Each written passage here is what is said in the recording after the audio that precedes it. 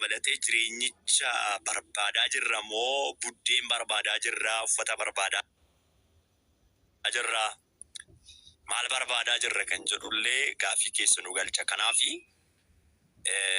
hunduma dhiisnee isa duubatti nu harkisu sana Kiristoos irra ija keenya yoo kaawwannee qabeenyaa guddaadha. Namni jireenya barbaadu jireenyi isaa jalaa fudhatama. Jireenyicha isa kana yoo barbaaddu jireenyi inni ati qabdu jalaa fudhatamaati. Yaada guddaa yaada ijoo nu qooddee wanta ati balleessite hin jiru nu gorfattee qaamummaa sitti dhaga'ame. Qaamummaa jechuun akkamii dhaqna. Yaa qaama tokkodha ani waan jetteef dhaqna tokkodha waan jetteef sitti dhaga'ame malee hafuurri keenya osoo tokko ta'uu baatee tokkummaan nu gidduu osoo jiraachuu baatee hagana wanta ati dubbattuuf hin jiru. Ayyaanni hagana si dubbisus hin jiru. Siifis hin kennamu hin dandeessu jechuudha. Because tokko miti. Akkasuma obboleettii koos kanan baradheen karaa pilaatfoormii kanadha. Karaa sooshaal miidiyaati garuu maatii mataanii wal agarree yeroo dadhabbii makeenyaan yeroo tokko namooti waaqayyoos dhufu baay'ee jiru waan ta'eef sagalee waaqayyo nuu qoodu yeroo tokko lama sadi akkas nan hirmaadhaanis dhufee yerootti nullee nagaadhuma ol gaafannee reefuma lammaffaa gadi nu harcaasee neetworkiin ati immoo dhuftee sagalee waaqayyoo dhageenya irraa waaqayyoo isa dhageenya dhufaa eebbisuu dhugaa dubbachuuf fakkaatti Kiristoositti namni uumame tokko immoo akkamitti jiraachuu qaba kan jedhu waaqayyo iccitii guddaa nu barsiise. Baay'ee seera uumamaa boqonnaa tokko lakkoofsa 27 kun iccitii guddaa jiraachi keessa. Iccitii guddaa iccitii haga ammaa namni qoree bira ga'uu hin dandeenye jira. Aboon namatti kenname gaafsana guddaadha. Humni namatti kenname guddaadha. Waaqayyo miimoorii dhala namaa kana guyyaa sana eebbisee guyyaa sana miimooriin dhala namaa eebbifame guyyaa sana dhalli namaa tokko jedhee reaaktiif ta'e irra deebi'ee waaqayyo waan tokko kireet erga godhee erga uume booddee miimoorii kenneefi sammuu kenneefi hojjadhaa jedheeni tottolchaa jedheeni aboon namatti guyyaa san kennamtennaa.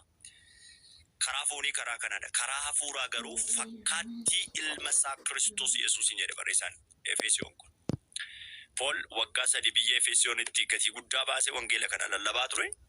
Waggaa 3 gidduutti waa'ee fakkaattii gooftaa Yesuus Kiristoos ilma isaa fakkaachuu sana yoo barsiisu garuu ijoodha. Because Efesoon keessa taa'ee waggoota 3 invest yoo godhu lola guddaa fi dorgommii guddaa warra wangeelan falman gidduutti dubbii kana dubbate.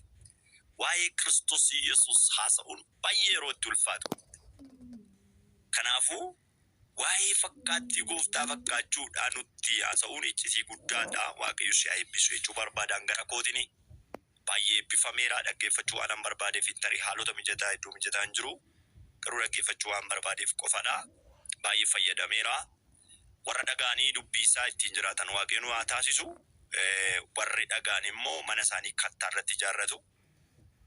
Yeroo lolaan dhufee bubbeen dhufee oduun garagaraa dhufee kattaa sana diiguu hin danda'u. Waaqayyo si haa eebbisu jechuu barbaada. Boonii faanis jiruu achirraa. Buleetiin keenyas yaada hoo qabaatti dubbachuu dandeessi eebbifama.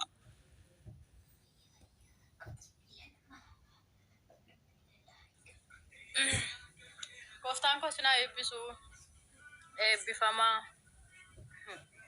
Nama daqiiqaa amma kanaa taa'ee dubbatu iyyuu fakkaanne garuu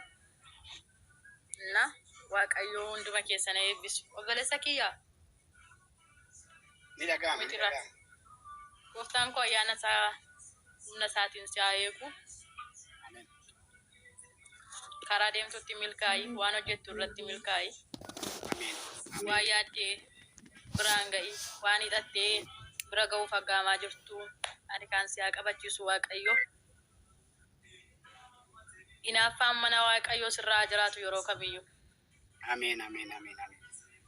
Isa kana barbaanna. Safoon keenyaa kana osoo hin taane inaaffaan Kiristoos nutti gaafa dhaga'amu nuti isaaf hojjenna. Waan gaarii waan mi'aa qabu gaafa isaaf hojjennu daandii isaan akka nuun jedhe sanarra gaafa adeemuu jalqabnu waaqayyo immoo dhimma keenya isa wal caale sagaara nuti ta'e sana gadi qabaa dhimma keenya sanarraa adeemaa dhufeeti dhimma keenya nuuf hojjeta. Eebbifame. Baay'ee Isaa kan si wajjinaatu. nuyi gaafan siin jedhu nu jetteen dubbatiin kan siin jedhu namni baay'een argan Kiristoositti amanee fayyeeras jedhu fudhatanii jabaaniif waan sanaan mormii namoota baay'ee faana hafuurichadha kan isaan hin jechisiisu.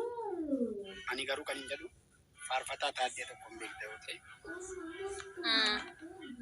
al tokko bagan kan kee ta'ee gooftaa bagan kan kee ta'ee jedhe jabaa maqaa keetiin diinota koo mo'ee ayyaana keetiinis kunoo har'a ga'e bagan kan kee ta'ee jedha. Waraanni yoo ka'ellee karaa bitaaf mirgaa anumaan sodaadhu Yesuus kona eegda jedha. Inni nama eegu Waaqayyo qofadha. Obboleessi keenya mataa akkatti dhaggeeffatee akkatti yoo rakkoon illee jiraate haasa'a gaafan jedhu yaada isaaf kenname kana gaggeessitoonni baay'ee dibamne irra warri jedhan hangana waan ta'anii hubatan hin qaban. Fakkeenyaaf mootummaa tokko eenyu dibaa mootummaa biyya lafaa kana eenyu dibaa eenyu kaase jennee namoota gaafatu Waaqayyo dibaa Roomee irratti barreeffameera maal jedhanii haasa'u hin jedhu. Mootummaa biyya lafaa jedhee kan haasa'u kakuu moofaa keessatti kakuu haaraa keessatti mootummaa kan jedhu kan akka Niqoodimoos hojii ergamoota boqonnaa 10 mootummaa biyya lafaa ija dheekkamsaan ilaalarra kan jedhu kakuu moofaa keessa Amoos boqonnaa 9:8 kaasne inni lolaaf ba'e inni faayidaaf ba'e ammayyuu mormiidhaan haa dhufuu barbaade. Mootummaa tokko kan muudus kan kaasus Waaqayyo dhagaaf jedhu nama keessatti Waaqayyo nama akka Milkiyaas hedduu qaba. Ammayyuura deebiin obboleessa kanaan eebbifamii dachaan siin jedha. Dandeettiif ogummaa kana omtuu naan laannan kan na argu samiirra jira. Nuti lafarra jira. Ameen. Inni samiirra jiru garuu isum nufaana jirudha. Maalirraa kaatee kan dubbatte jedhamu ati dubbii kanatti icciitii kakuu moofaa kana isa guyyaa jaaffaa kana isa aniifati haasaa jiru isa amma irratti illee icciitii guddaa jira jettu namni baay'een biyyoorraan uumame jedha hin jedhu.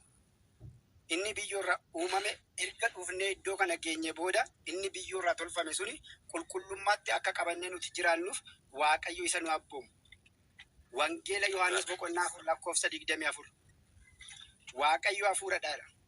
Isinis kan waaqeffattan dhugaaf hafuuraan jedha. Dhugaa ishiin jettu foon keenyatti dhufti. Mul'ata boqonnaa 22:14 irratti immoo nama icciitiidhaan kan itti dubbatu inni jalqabaaf inni dhomaa 13 irratti barreeffameera. 14 irratti garuu nama huccuusaa miiccatee addeeffate huccuun isa kamidha ree? Mootummitti arguu kan danda'u ishee maramtee jirtu sana inni lafatti deebi'a obboloota koo. Kanaaf waan biraasiin jechuu miti. Asirratti miti bakka biraatti illee mana qulqullummaa keessa jennee iddootti ilaallullee baay'een isaanii arraajiidha. Ani Waaqayyo na muudeera, ani akkas ta'eera, isaan firaan wal muudu, isaan akkasi. Waa'ee isaanii keessaa bahee maal gochuu qaba? Maal gochuu qaba? Iddootti Waaqayyo isa gaggeeffate sana eeggachuu qaba. Kanaaf faarsaammaa faarfadhe of ta'een faarfadhe. Nama bakka bu'ees wantoota biraa bakka buufadhee miti. Fuudhee si ergachaa jira obboleettii koo. Obboleessa koo fuudhee si ergachaa jira. Maaliin? Raajoonni biyya lafaa kanatti baay'ataniiru jennee nuti waa'ee namootaa otoo hin taane dubbiin sagalee Waaqayyoo akka urjii samiirraa dachee kanarratti nan baay'isa akka jedhetti mul'ata boqonnaa 10:8 kaasnee gaaf dubbisnu deemaa jedha. Icciitiin as keessas icciitichi hin cima. Yoon dogongore na deebisa. Deemaa jedha. Ergamicha miila tokkoon galaanarra miila tokkoon lafa qoorarra dhaabbate arga. Kitaaba maramtee jirtu ishii xiqqoo sana fudhadhaati nyaadhaa jedha. Gaaf kana jedhu icciitii isaagaa hafuurri qulqulluu isiniif haa ibsu.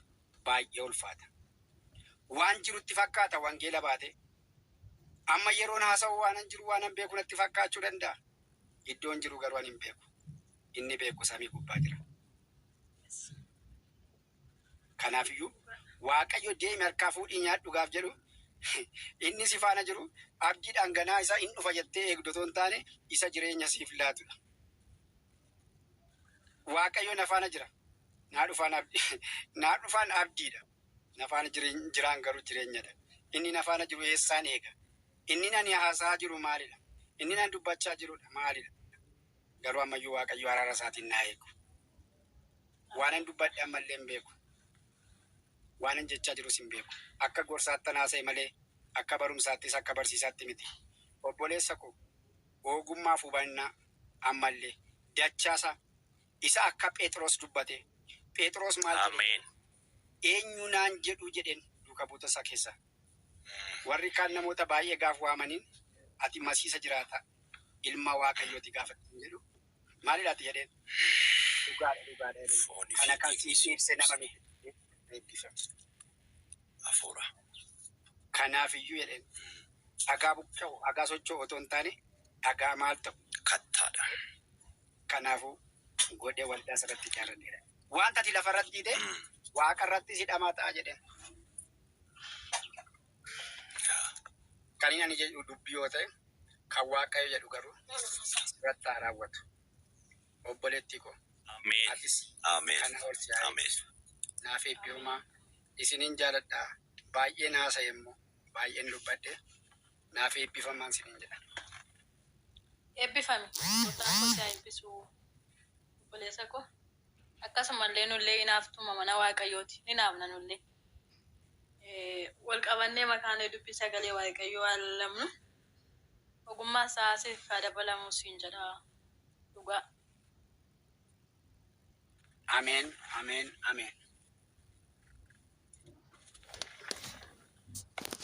Akkasi.